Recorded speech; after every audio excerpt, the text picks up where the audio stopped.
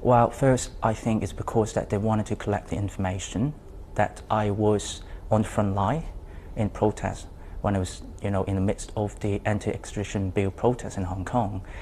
And also I work for the British consulate, and I've been instructed to collect the information about the protest. So that's the way they wanted to get the information, and also they wanted to blame me, and also to prove, so-called prove, that the UK instigates the protest. But I'm already a little puzzled, and I'm thinking, if I were in the position of a Chinese official looking at you, I would be somewhat concerned about your role, because your official title was involved in trade and business missions from the UK consulate in Hong Kong. But in fact, you just told me you were instructed by your diplomatic masters to observe and report upon the democracy demonstrations, which of course were very large last summer in Hong Kong. So were you some sort of a undercover spy?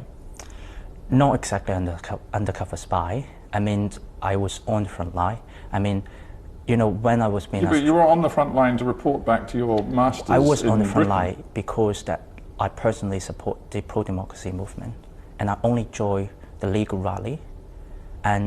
But meanwhile, I was instructed by the consulate that I need to collect information that amounts those news channels. Right, but just to be clear, because of this notion that you were in some way spying, you did not declare who you were to either your pro-democracy colleagues on the front line or to any police or authorities that might have tried to intervene.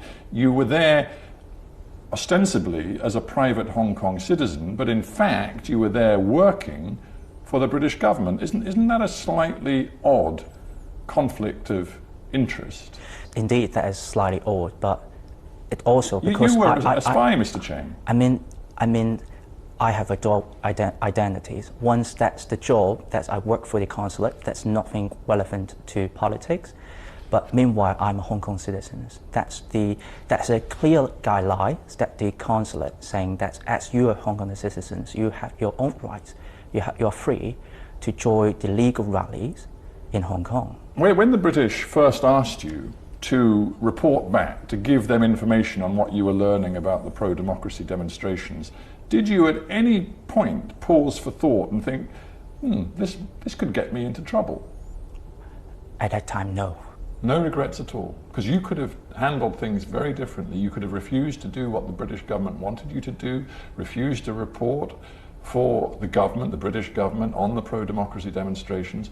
And I'm just wondering, sitting here with you, whether you don't have some regrets about your decisions? No, not at all. I'm very determined that I do believe at that time I collect those informations for the better goods.